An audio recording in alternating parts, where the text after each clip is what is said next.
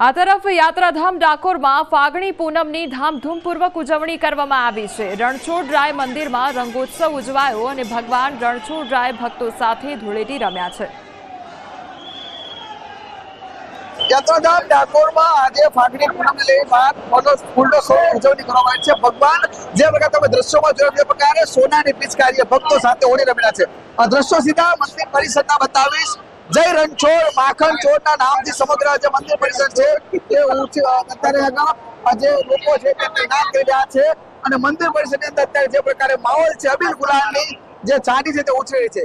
કહી શકાય કે અત્યારે ભગવાન ભક્તો સાથે ધૂળેટી રમી રહ્યા છે અને અહીંયા આગળ ફૂલનો શો। સુરત પોલીસ કમિશનર ખાતે પણ ધૂળેટીના પર્વની ઉજવણી કરવામાં આવી છે, જેમાં પોલીસ વિભાગના અધિકારીઓએ એકબીજાને રંગ લગાવી ઉજવણી કરી છે।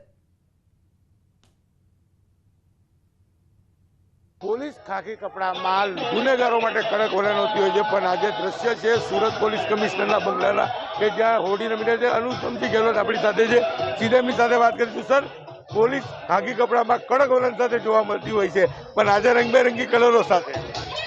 સર્વપ્રથમ તો હોલીને ખૂબ ખૂબ શુભકામના આપણે નગરજનોને આપીએ છીએ।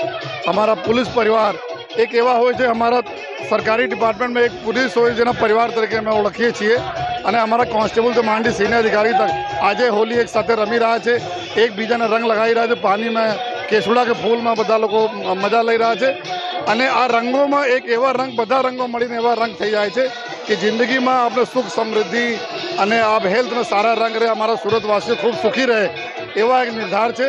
અને સાથોસાથ જો અમે એક એવા દિવસ હોય છે જ્યારે તમામ દુશ્મની ભૂલ ચૂક તમામ દુશ્મનાવટ બોલાવીને એકબીજાને ગલે મળીને આખા વર્ષ અમે સુરતને આગળ લઈ જઈએ જોઈએ એવી બધાને અમે રિક્વેસ્ટ પણ કરીએ છીએ।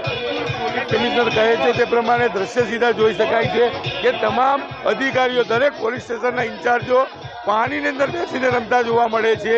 તમામ દ્રશ્યો જોઈ શકાય છે કે આ શહેરના તમામ પોલીસ સ્ટેશનના અધિકારીઓ છે કે જેઓ આડે દિવસે ગુનેગારો જોડે કડક વલણમાં હોય છે અને કહી શકાય કે જે પ્રકારે આરોપીઓ માટે કહી શકાય કે ખૂબ જ કડક કાર્યવાહી કરતા તમામ અધિકારીઓ આજે હોળીના રંગમાં રંગાયેલા અને નાચતા ઝૂમતા કલરો સાથે રમતા જોવા મળી રહ્યા છે। જે પ્રકારે હોળી છે એટલે કે કહેવાય છે બુરામત માનો હોલી છે અને હોલીના રંગમાં તમામ પોલીસ પરિવાર રંગાયેલું જોવા મળી રહ્યું છે।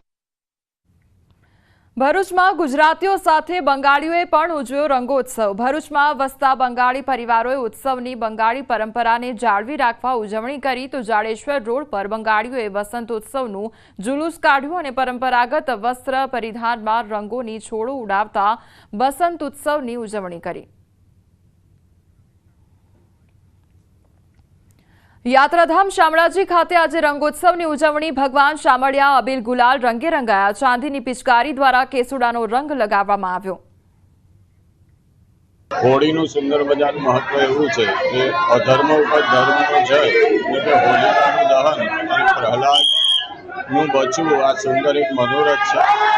તેના અંતર્ગત શામળાજી વિષ્ણુ મંદિર ખાતે આજે ભગવાનને વિવિધ રંગોથી હોળી રમી અને ભગવાન જોડે ભક્તો પણ હોળી રમીને ધન્યતા અનુભવી રહ્યા છે। યાત્રાધામ શામળાજીમાં ભગવાન સંગ ધૂળેટી મનાવવામાં આવી રહી છે। આપ જોઈ શકો છો દ્રશ્યોમાં કે અબીલ ગુલાલની છોડો સાથે જે પ્રકારે અહીંયા રંગ નાખવામાં આવી રહ્યો છે ભક્તો ઉપર અને મોટી સંખ્યામાં ભક્તો અહીં ઉમટી પડ્યા છે અને હજારોની સંખ્યામાં ભક્તો ભગવાન સંગ ધૂળેટી મનાવવા માટે અહીં પહોંચ્યા છે, રંગોત્સવ મનાવવા માટે પહોંચ્યા છે। ત્યારે યાત્રાધામ શામળાજીમાં રંગોત્સવની ઉજવણી કરવામાં આવી રહી છે। ચાંદીની પિચકારીથી ભગવાનને રંગ લગાડવામાં આવે, કેસુડાનો રંગ લગાડવામાં આવ્યો છે। ચોક્કસથી આપ જોઈ શકો છો દ્રશ્યોમાં કે આપ ક્યાંથી આવે છો?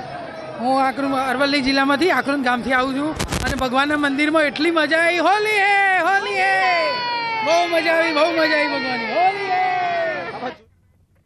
હાલ સમાચાર।